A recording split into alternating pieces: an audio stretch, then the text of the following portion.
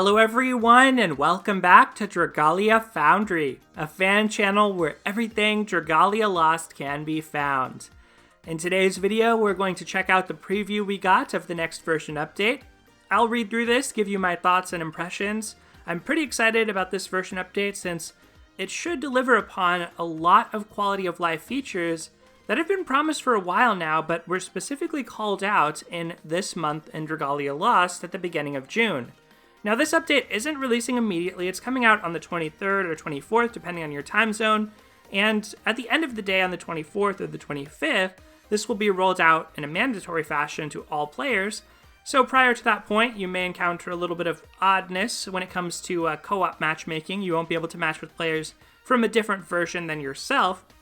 And at that point, when it becomes mandatory for all players, we'll also receive our usual free 10-fold summon voucher for the new version update. So let's go ahead and get into the details on this next version update. I'm surprised this came out as soon as it did. I really thought we were going to have to wait until really late in the month, like the 30th, for example. But the first thing that's really big for a lot of players is increased team slots. We will add groups of teams they can switch between. The number of teams in a single group will be reduced from 9 to 6. But there will be 9 groups of teams in total. But this change, you will now be able to build a total of 54 teams. Yes, let's go. We always need more team slots. I don't know about you, but I feel I heavily rely upon the history button when I'm doing single player. So I don't have to use any of my team slots on single player teams.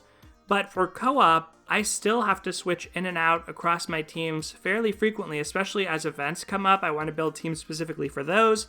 So having 54 teams feels like way more than I will ever need. But when you really think about it, there's probably going to be good uses, With 6 on a page, that's kind of nice because you can kind of have one general purpose team and then 5 elemental teams. That's the way I'm probably going to organize myself. And another thing that's convenient about this is you can register a team name so you don't get confused about what was intended for what, and just to provide some clarity around the labeling. And even though other players aren't going to be able to see this, let's say I'm trying to show off something in a video, for example, and I want to make clear what my teams are designed around or what they are, what they represent. Now I can actually label those. So my shared skills theory crafting video, for example, I basically just set up on each of my team pages characters who I thought had cool skills to share for one reason or another and flipped through them, but it wasn't obvious what the connection was between the characters on a given page. And in general, it's just a nice quality of life feature to be able to name your team. So as a content creator, as a Dragalia Lost player, I'm a big fan of this. This is great. I mean, I'm already thinking I'm going to have my Mercurial Gauntlet teams permanently available so that I always have those as a reference. I'm probably going to have a page of teams just for events. I'm probably going to have a page of teams for my co-op endgame fights. Probably going to have a page of my solo teams or auto teams. So the possibilities are pretty wide-ranging here, and there's enough variation where I feel like you're not necessarily going to need to use all of these team slots, but you certainly could if you wanted to. And granted, I do rely pretty conveniently on and heavily on that history button, which I'll probably still do for things like my daily auto battling and whatnot. But still, I really like this change. People have been asking for it. They delivered on it, and I think they delivered in a way way beyond what we would have anticipated. So I like this, and I also like the UI. Okay, the next thing is they're adding an additional display option to the Dragon Roost. You'll be able to switch to a 2D version of the Dragon's Roost from the Systems tab under Options in the menu. So, pretty cool, I guess. I mean, some dragons do have really excellent portraits that you might want to see.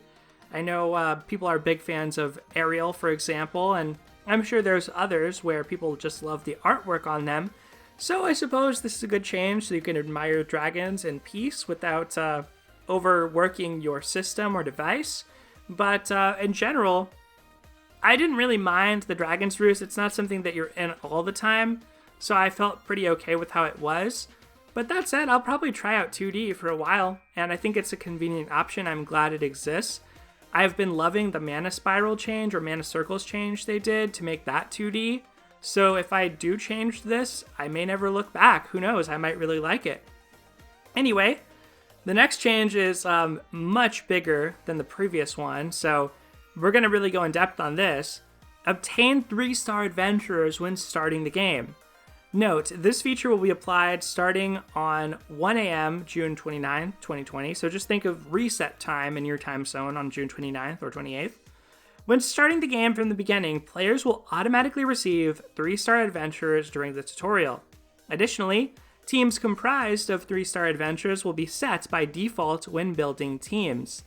Very, very cool. Hopefully some of these default teams can be a little bit better and more functional than the optimized button teams that you see show up. Usually the problem with optimize isn't necessarily the adventurer selection though, as much as it is the wormprint choices and dragon choices. So that may not fix that issue, but just getting free adventurers seems good to me. Along with the above change, players who completed the applicable tutorial before 1 a.m. on June 29th will receive the eligible 3-star adventurers as a gift. Great, so it even works retroactively. And players who have already obtained these eligible 3-star adventurers will instead receive 150 Eldwater per 3-star adventurer. So pretty much just treats them like any other dupe that you would get from summoning. Finally, the 3-star adventurers who can be obtained when starting the game will no longer appear in future summon showcases starting at 1 a.m. June 29, 2020. Alright, so this is one that people might be really hyped about, but I would temper expectations on this a little bit. There's a small chance that this just means the slice of the summoning pool dedicated to 3-star adventurers goes down, and some of that weight is put on increasing 5-star and 4-star appearance rates. But I really doubt that that's how this is going to work. If that were the case, it would be awesome. It would be a really positive change, and I think they would want to advertise it and call it out here specifically because that's such a megaton. Instead, what I think will probably happen is whatever appearance rate was on 3 stars before is just going to be distributed across the remaining 3 stars that are still part of the summoning pool. So I really don't think it's going to affect your 4-star and 5-star chances. It's just going to make it so that you see the same 3-star duplicates more often, or perhaps even original characters if you're just starting off more often, since you're no longer going to see these free characters you get as part of the tutorial. And there's a lot of them, so we're going to go through the list here, and I'll tell you right now, a big reason why I'm excited about this is, as a content creator, I often want to make things that are quote-unquote free-to-play friendly, or don't rely upon the randomness of gacha and of summoning. Sure, there's a lot of clears that I do where I use Gala Cleo. I personally don't have Gala Alex or Gala Mars, so I don't lean on those, but basically what I'm trying to say is, a lot of times I will have to rely on those really powerful units because mainly my skill as a player and my access to resources is still somewhat limited. But the fact that now there's a pretty wide-ranging pool of adventurers that all players have access to, it's a big help with things like guide content because there's a minimum level of characters availability that you can now assume that any player, no matter when they started, will have. That is what I really like most about this. So like, let's say I'm making a guide around, how to build a good flame team to take on one of the facility events in the compendium, the Sisters of the Anvil facility event, let's say. Well, not only do I know players are going to have Yuden because Yuden is free, I also know that they're going to have Aoi, Joe, and Orion here. So now I can start to think about designing around that or building teams in that way. And to a certain extent, you could always do this thinking about raid characters, other welfare characters, but when you don't know necessarily when your audience started playing the game, they may not have been around for those free characters, but these they're guaranteed to have. So that is the big appeal of this to me, is like you have a minimum baseline that everybody's working with, and a lot of these adventurers are very good. They require investment, but they're very good. So let's go through these. For Flame, you get Aoi, Joe, and Orion. All of these, probably the weakest of the crew of the bunch here, but nevertheless, I mean, these are still strong options when mana spiraled. They don't have as much of a place in the meta compared to 5-star adventurers, but they're still pretty potent adventurers in their own right, and it is a lot cheaper to mana spiral 3 stars than it is to do 4 stars and 5 stars. So no disrespect to any of these characters, and for example, Aoi is pretty much strictly better than Luxi is right now, prior to her having a mana spiral. So there's some real merit to the characters that are here, and let's say Joe, I mean, his backline role is not the greatest, but having Burning Edge, his Affliction Edge chain co-ability, with Skill Haste, it's something. So I like the Flame selection. For water, there's Zardan, Giroda, Wake, and Ricard, so you get 4 here. Now, none of these are particularly strong. I do like that, once again, we have Giroda. Just the availability of a Blade is something of note, in my opinion. So you could get the Blade co-ability, although there are better options for it. But perhaps this portends that some of these water characters will be getting the Mana Spiral treatment pretty soon, either next month or this month, as relates to our next Agito fight. Then we have in Wind, Melody, Francesca, Nicholas, and Sophie. And by far, the standout here has got to be Melody. Melody's Mana Spiral is pretty excellent. And of course, she's going to scale in power depending on the power of your team, because she is primarily still a buff-centric unit. But she's really good at that job, and she can substitute as kind of like a budget Tobias in co-op content as well. You're going to want that Freya if you want her to be able to heal the team, or at least share some type of skill on her, and heavily rely on that instead. But nevertheless, she's a really good unit, and if you use Ariel on her, well, you're going to have some pretty good personal damage, even if the majority of your damage does come from buffs. So I think that this is great. It's a source of poison. She's a buff bot. She is a blade, so she gives that blade co-ability. Like, this could be a really good investment if you're just a beginner or you're doing a no-summon run of the game. Next up for Light, Irfan, Linus, Malka, Hope. Nothing really to see here. Unfortunately, none of these characters really have a lot going on for them right now.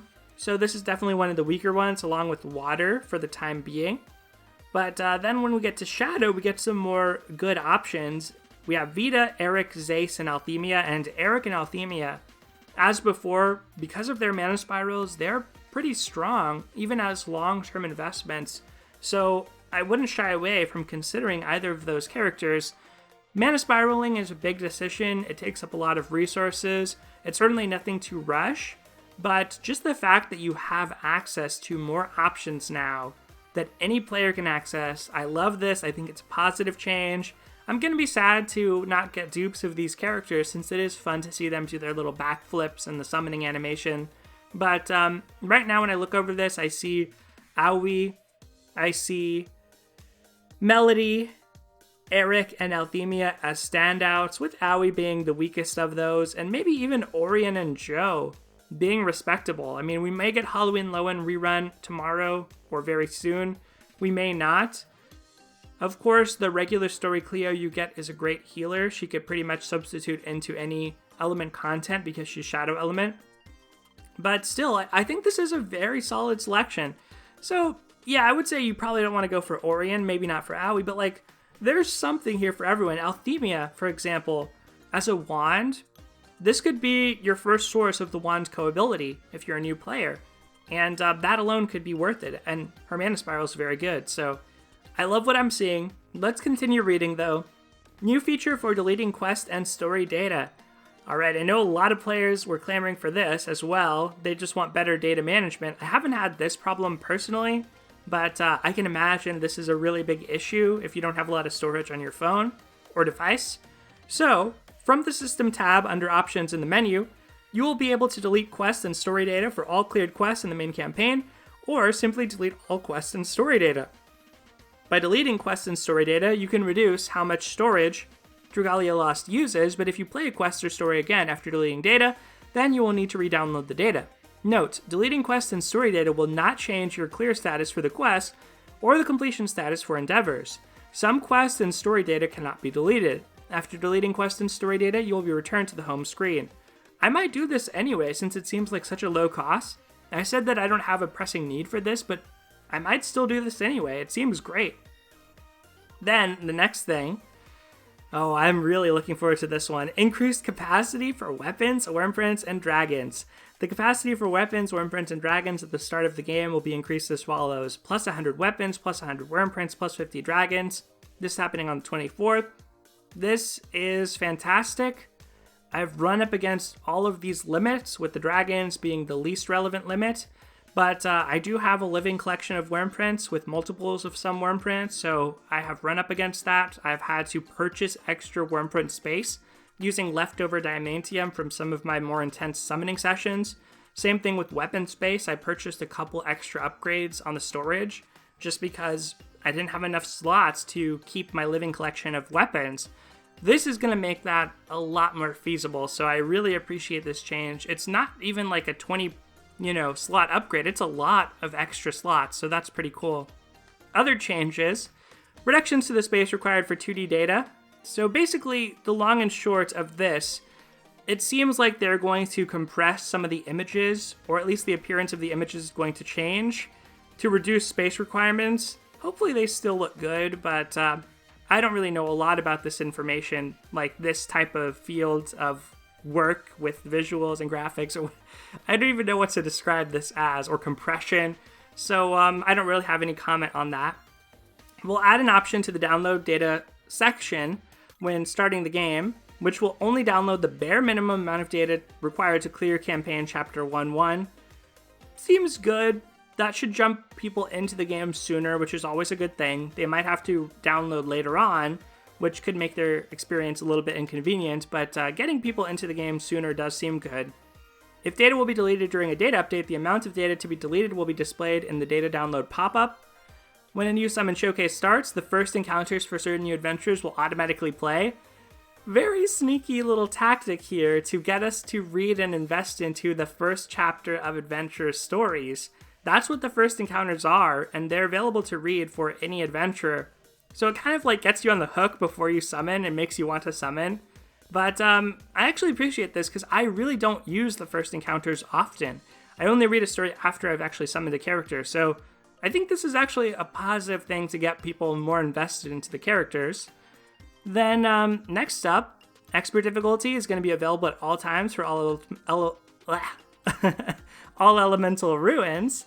Good change. You can get your rainbow orbs and get, more importantly, the specific elemental orbs that you need at any time, which is good for new players in particular, when you have to wait for the better part of a week to get a certain type of orb that never feels good. The max level on Dragalia facilities is going to be increased to level 30. Also a good change. Extra dragon damage, good for characters with unique dragon forms. We've kind of run out of facilities to upgrade, at least I have, and I'm sure most other veteran or intensive players probably already have as well. They've finished everything they want to finish anyway, since a lot of people seem to think that the Rupee mines are a pretty obvious skip. But the Dragalia, the damage is actually relevant, so we'll see how costly this is. Please don't put rainbow orbs into the cost for this. That would just be sad, but I doubt that they'll be in the cost, but we may have to spend some talent stones. They're going to change the name, but not the effects of recovery potency, to just change it to say recovery. Solid change. I think it simplifies it a great deal. I like it. And they'll adjust the UI on some screens. So, then there are some issue fixes and some balance adjustments. I should say, of the issue fixes, one of them relates to Nobunaga, and it's good to see that change, since I know that she's been having some issues. But for the balance adjustments, they're removing the first part of certain quests in chapters 1 through 13 of the main campaign on normal difficulty, not altering it on hard or very hard. What I have to assume this may mean is you just jump straight into the boss battle instead of the meandering path that you take to get to the boss, which would make it so you proceed through the story faster, but there is a certain charm to those maps, the lead-up maps to boss fights, that I do miss, and it was something I wanted to see in the Onslaught event type. So I do kind of have mixed feelings about this, if that is the type of change that's meant here. They've adjusted the timing at which adventurer Urius ends Dragon Drive as an AI, okay, very specific, but they have to mention these types of things. And they fixed a issue where when you use a helper skill at a certain time during Volk's fight, it affects his Ravenous Claw skill. That is a little bit in the weeds for me. So I think that's pretty much all I want to say for this version update, everyone. I'm pretty excited. It's a pretty simple update. Hopefully not controversial like the last update apparently was. I think that all of these are positive quality of life changes that we've wanted for a while. I'm really planning on building out a lot of teams and naming them. And yeah, this 3-star adventure thing opens up some possibilities for me. I might consider making an alt and really going that dedicated free-to-play route with it. I've been wanting to do that for a while. I started to do that with my beginner guide video, but with my device setup, it's kind of hard for me to maintain multiple accounts at once because I have to switch in and out of those accounts somehow. But I am strongly considering doing it. I just may wait until they rework the weapon system, since that is a big rework that is planned, and I would want to make it after that, make my alt after that, so that it's really clear about the progression path. So, anyway, I'd be curious to hear what you think about the version update in the comments below. But that is going to do it for today's video, everyone. Thank you as always for watching, take care, and I'll see you next time.